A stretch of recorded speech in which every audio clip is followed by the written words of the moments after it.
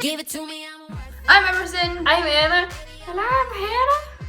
It's not actually Hannah, but she looks kind of like her. Yeah. Alright, our video includes several parts, including really good acting, actually pretty good music, and a super cool talent. And one thing about our video is that it's not a summary of everything that happens in the story. Really, it's just more of like an analysis of who Gawain is, like, in his essence. Like, as a character. Yeah. Long story short, we will be doing a character analysis of Sir Gawain. We're starting out after Sir Gawain accepts the Green Knight's challenge. It has almost been a year and Sir Gawain has started his journey to the Green Chapel to find the Green Knight. It is almost Christmas and Sir Gawain is looking for a place to pray.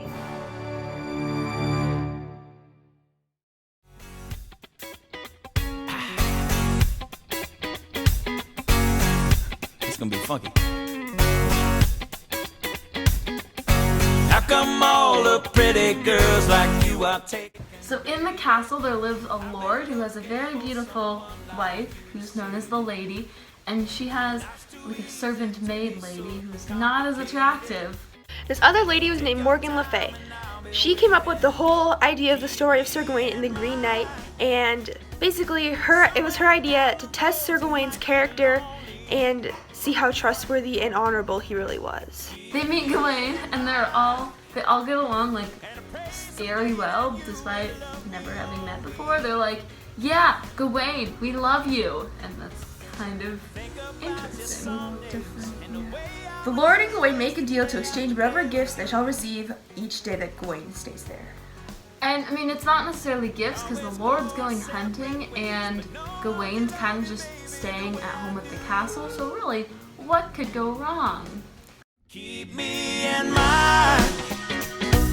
Somewhere down the road you might get lonely. Keep me in mind.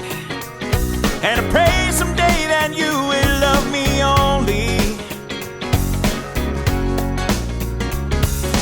Think about you some days and the way I would lay wasting day after day with you.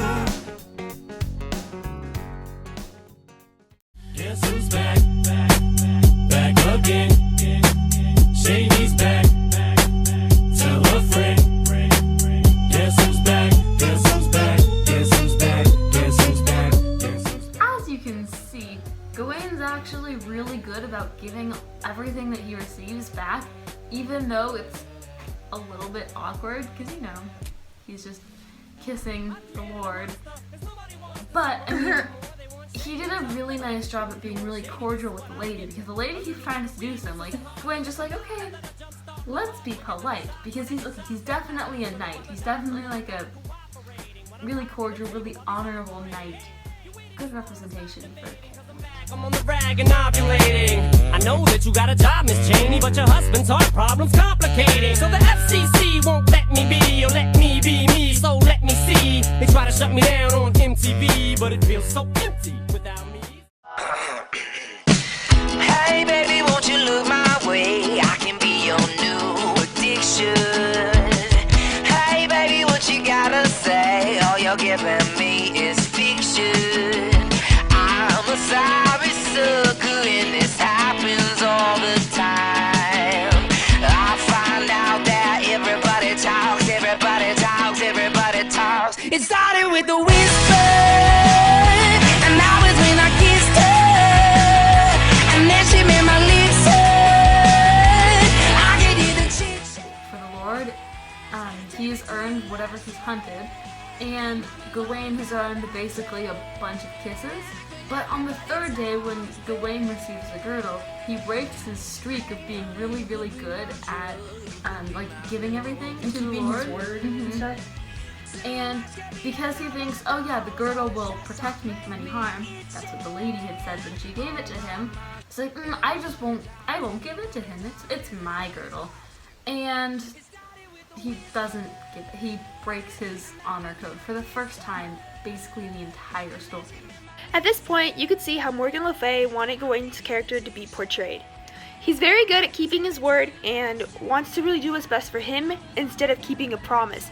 He's done a really good job so far in the story of keeping his honor code, keeping what he promised to set out to do, but one little thing just kind of doesn't erase his whole character, but kind of just makes us know, is he really the person that he's supposed to be, like he set out to be? Throughout the entire story, Gawain is actually like really, really honorable, really, really chivalrous. Like, he does everything right, except the one thing, one little itty bitty thing. He has this lovely green girdle and he's selfishly breaks his word. And I mean, there's no other times in the entire story when he's like this. So Basically, he keeps his word the whole time except for one little instance. But we all make mistakes.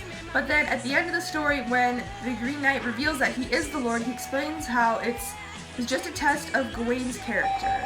I think at this point, it's just really supposed to show us that not everyone is perfect. Like, we all have flaws.